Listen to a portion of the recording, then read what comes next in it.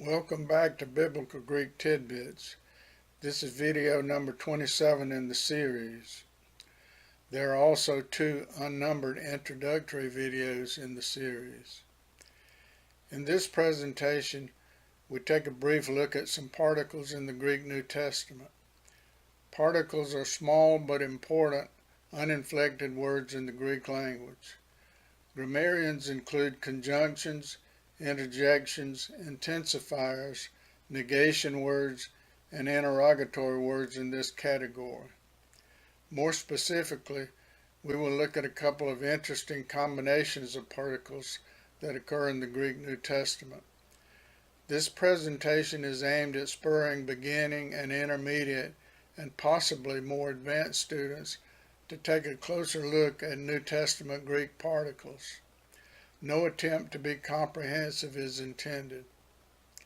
We first take a look at the references used when preparing this video. Here are the main references that I used in preparing this video. If you want to take a closer look, just pause the video. As an indication of the importance of Greek particles, we observe that A.T. Robertson, in his massive grammar, see reference 2 above, devotes an entire chapter of 52 pages on the subject. Particles are sometimes referred to as small but important uninflected words. Robertson points out that grammarians do not agree on a precise definition of particle. For various reasons, Robertson confines his discussion of particles to intensive particles such as ye and the, negative particles such as uk and me, interrogative particles such as tis and pos, conjunctions such as te, the, Allah, ke, and the conditional conjunction e, and interjections such as ithe and ue. Robert W. Funk, in his beginning intermediate grammar, see reference 4 above, states that the term particle is only a convenient designation for a highly diversified group of words which requires precise and manifold subclassification. He states that these uninflected words include negatives, sequence words, conjunctions, sentence connectors, subordinators, modalizers, and nuance words. J.D. Denniston, in the introduction to his book on Greek particles, states, "Often they cannot be appropriately translated into a modern language, and their effect must be suggested by inflections of the voice in speaking, or by italics, exclamation marks, or inverted commas in writing." See reference 2 above, page 39. In this presentation, we will look at a total of 3 combinations of particles that occur in the Greek New Testament. The first 2 combinations considered, Allah manunge ke and Allah ye ke, are somewhat more difficult to deal with than the third combination, ithe me ye. You may wonder why I chose those particular combinations rather than some of the many individual particles or some of the simpler particles that occur in the Greek New Testament. I really am not sure, except to say that the occurrence of 3 or 4 particles thrown together especially intrigued me when I ran across them.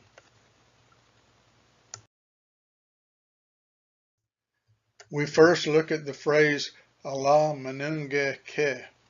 The combination Allah manunge ke occurs only in Philippians 3:8.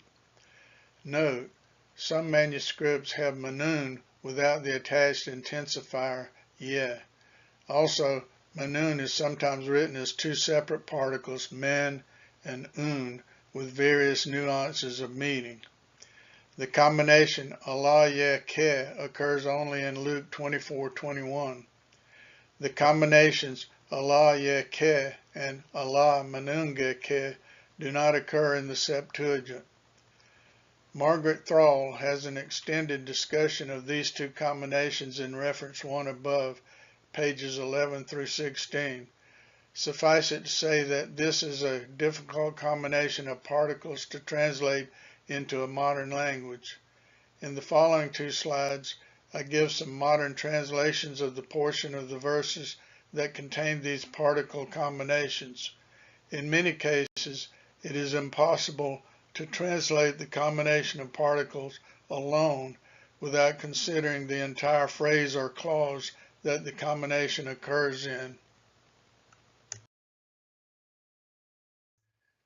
Some English translations of Allah Yeh in Luke 24:21b. First, the Greek, Luke 24:21b. Allah Yeh sin pasin tutis tritin taftin im eran ayi afu tafta ayanata. The NSB translates, indeed, besides all this, it is the 3rd day since these things happened.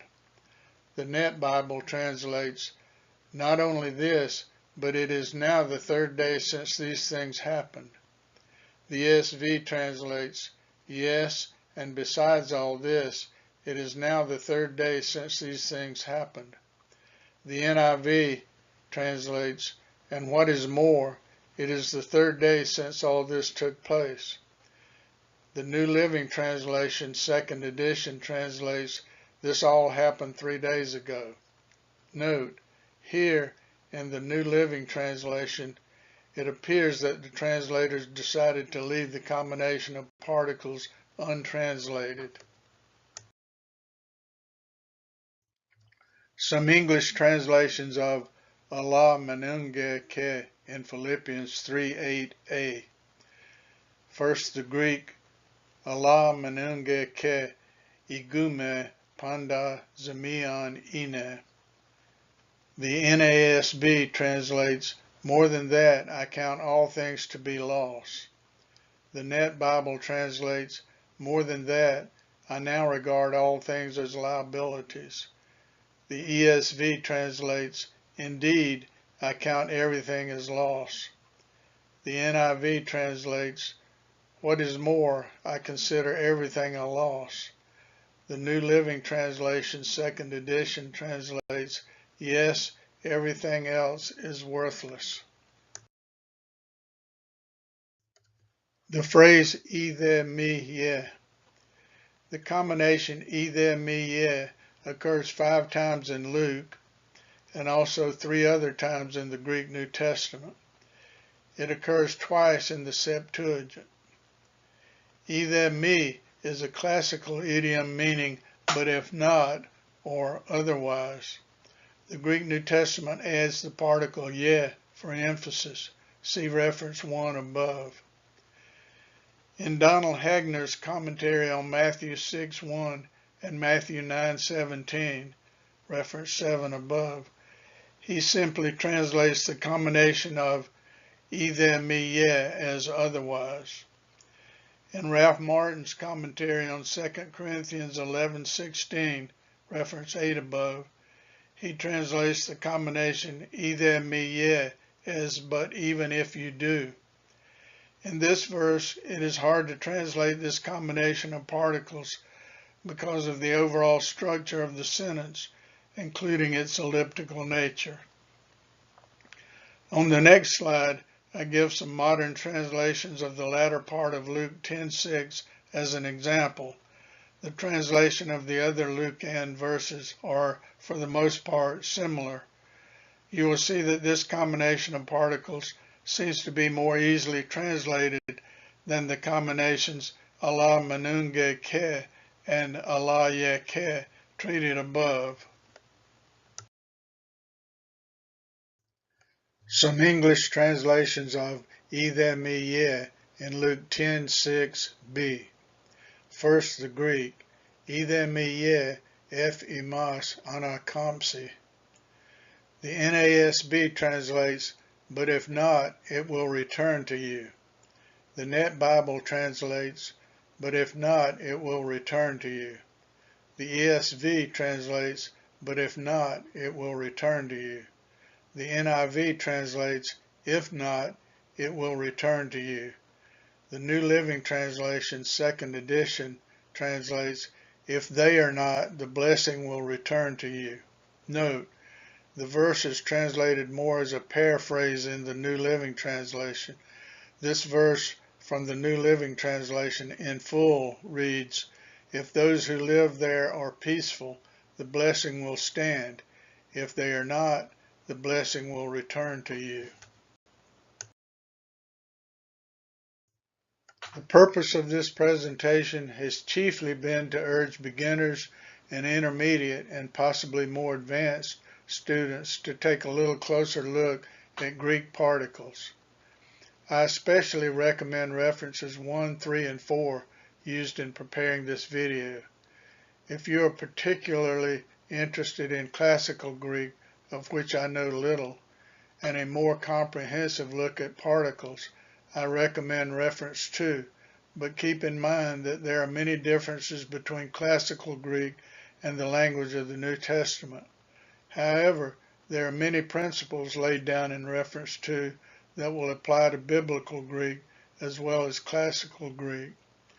I would also suggest that students look up all the cited verses in a good commentary, as well as read definitions of the individual particles in BDAG. Bear in mind that there can be considerable nuances of meaning between the use of individual particles and particles used in combination. As usual, I defer to real scholars on all matters of biblical Greek.